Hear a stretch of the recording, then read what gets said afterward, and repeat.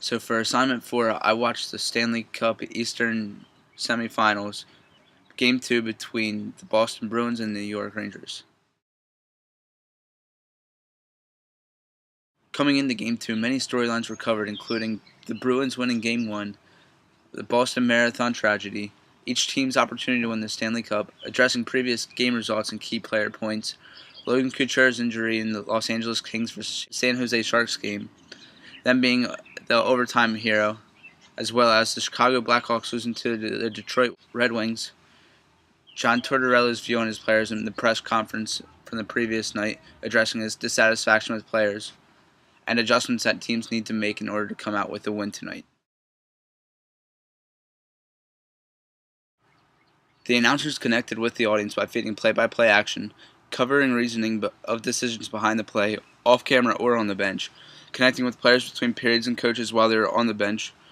making coaching decisions and what they would do during certain situations, and getting excited about the game in high-action moments.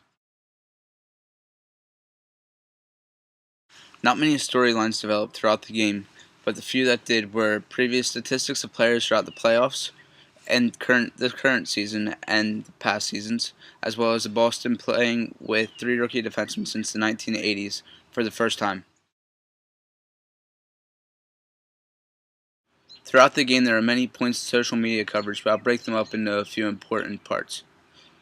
This includes when the anchors were telling the fans how they can connect through Twitter and Sports Yapper with them to just talk throughout the game. A pregame preview of the game covered by both teams on Facebook pages, as well as checking viewers by asking Facebook followers if they're watching the game. There are a few points of social media integration throughout the game that included showing tweets from people on Twitter through the use of hashtags and follower tags, as well as addressing player tweets throughout the game in order to get a feel for what was going on in the locker room between periods. Some general observations that I made about the announcers throughout the game were their vocal inflections at different moments in the game, as well as during the regular broadcast while play wasn't taking place. Also, I became more in tune with how they were so quick on the fly with speaking what was going on in the moment of action as it was happening. It has shown me that anticipation is crucial as a sports announcer and broadcaster.